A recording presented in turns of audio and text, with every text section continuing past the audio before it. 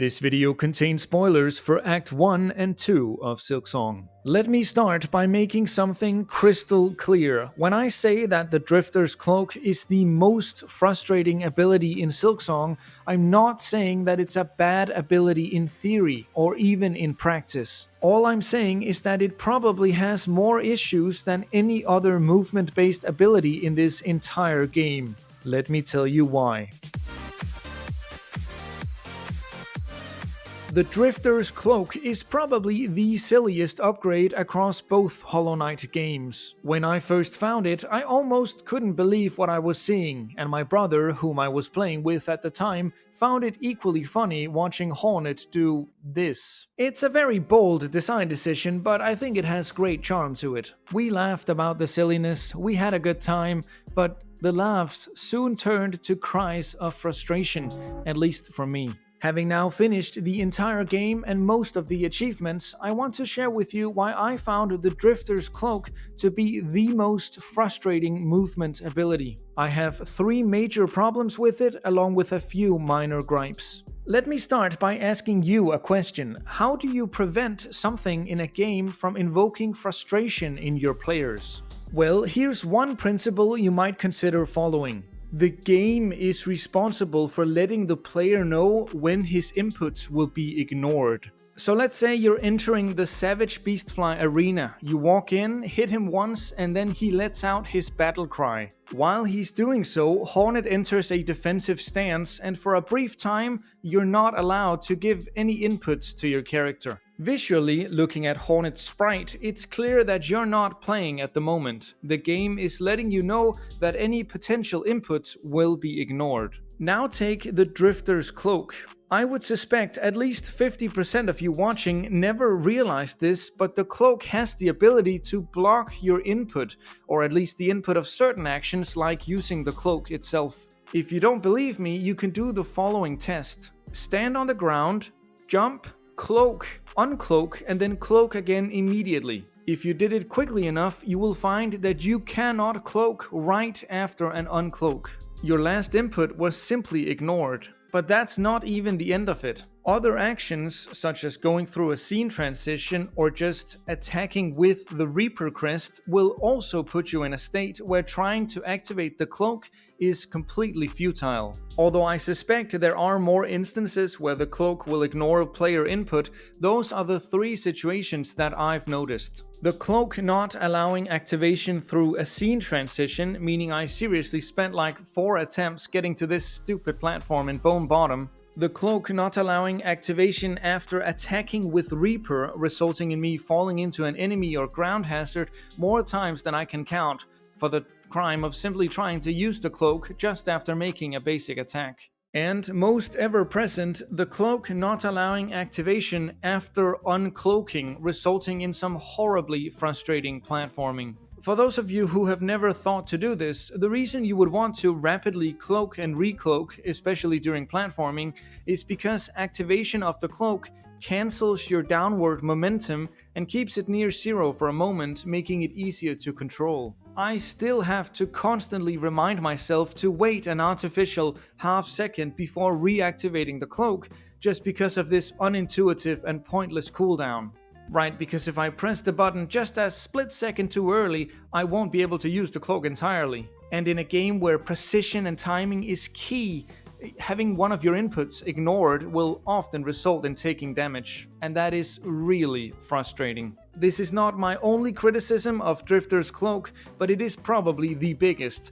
The Drifter's Cloak should not stop you from activating it for no apparent reason. So what is the fix for this? Well, either to cut these artificial limitations completely, or to allow input buffering of the cloak, meaning you can hold the button to float, and even if the game won't allow you to do so at this specific moment, as soon as you can, it will. You know, like how you don't have to repress the movement key when going through a scene transition. The game just keeps reading your input after the transition, and you don't have to do anything extra, which it really should do as well for the cloak. The fact that this issue made it all the way to launch really baffled me, especially because it was something I noticed almost immediately upon collecting the ability on my first playthrough. Now, as I said before, I know that a lot of you won't have experienced this issue, or at least you won't have realized the cloak was to blame. Among those of you for which that's the case, there'll be a certain proportion getting ready to argue for why this delay is either irrelevant or crucially important. First of all, if you think this is irrelevant, great! Seriously, I'm glad to hear this issue hasn't bothered you. It has bothered me and other people who have commented on my videos, which is why I'm addressing it. And then to the people who think this delay is actually good for the game, no, it's not. I'm not trying to sound arrogant, but there's just absolutely no way this delay was implemented with any sort of intentionality behind it. And if it were, then that was a terrible design decision and it should have been reverted before release. Problem 1. The Drifter's Cloak will sometimes simply ignore your inputs. Here's problem number 2. Hitting a wall while cloaked causes you to bounce. Have you ever used the cloak in, let's say, the parkour section in high halls and then accidentally bounced into the spikes? Gosh, I've done that on too many occasions, and it's equally frustrating every time. You know, I just don't expect my character to be repelled so violently away from the wall just by touching it. Obviously, unlike the first problem, this likely was a conscious design choice, and sure, there's even an argument to be made that it's here in order to create challenge, but you really couldn't have found a less frustrating way to create challenge? There's even another layer to this problem, which is especially apparent in this very same high hall section. If you glide into the wall in the wrong spot, and there are plenty of spots where this is the case, the cloak will just deactivate for no reason and you'll fall to your doom. This might even be more common and annoying than bouncing into a threat. It's just all these small problems, man, they really add up.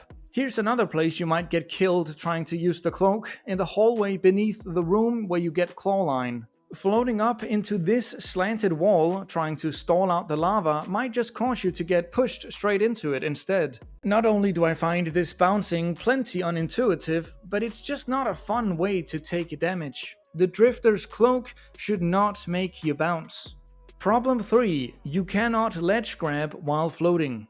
This is one of the issues I see people most commonly raise in regard to the cloak, and it's certainly justified. It sure is frustrating when you want to grab onto a ledge and simply aren't allowed to because you're floating. You really can't feel like you've clearly made it to the platform, let go of the button, and then just fall down anyway. Or you bounce off the platform as mentioned before.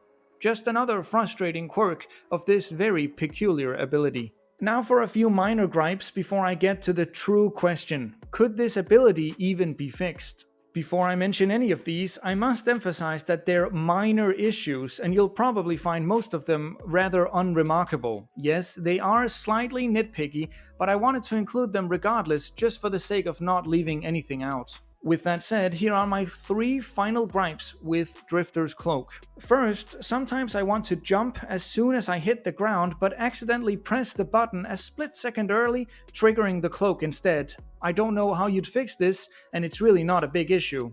Just a bit annoying at times. Second, as mentioned prior, floating stops all vertical momentum. This is totally fine in most cases, but in a few select instances, this particular section of Mount Faye springs to mind, it can result in some clunky platforming. And finally, the Drifter's Cloak being replaced by the Fade Down Cloak seems to mess with muscle memory for a lot of people, myself included, since your spacebar now does something entirely different from what you're used to. Not only that, but it simply becomes clunky to activate the cloak because you now have to trigger the wings first, making some parkour sections, like this one in Farfields, become arguably harder once you collect the double jump. It's also just kinda clunky in general. People have suggested fixing this by adding a separate input for activating the cloak immediately, which might have even been possible in a beta branch, but ultimately I'm not sure this is the most elegant fix. Although I guess I have no better suggestion myself, at least not at the moment. I believe there can be no question that the Drifter's Cloak is a flawed ability, but wait, exclaims the stalwart critic's critic, may it just be that these flaws cannot be fixed, even in principle? No, I think they could, at least most of them, and here's why I'm so certain of that. A few months prior to the release of Silksong, I released my own Metroidvania, Kinbound, which at that point I'd been working on for about a year and a half. In Kinbound, you can find an upgrade called the Balloon, which allows you to press and hold space to slow your descent. Crazy, huh? It's even red like the Drifter's cloak. I swear I didn't know anything about it when making my game. The point is, in my game, activating the balloon is done using code that perpetually checks whether or not you have the spacebar pressed, unlike Silksong, which seems to only register your input at the exact time you give it and then ignores it afterwards.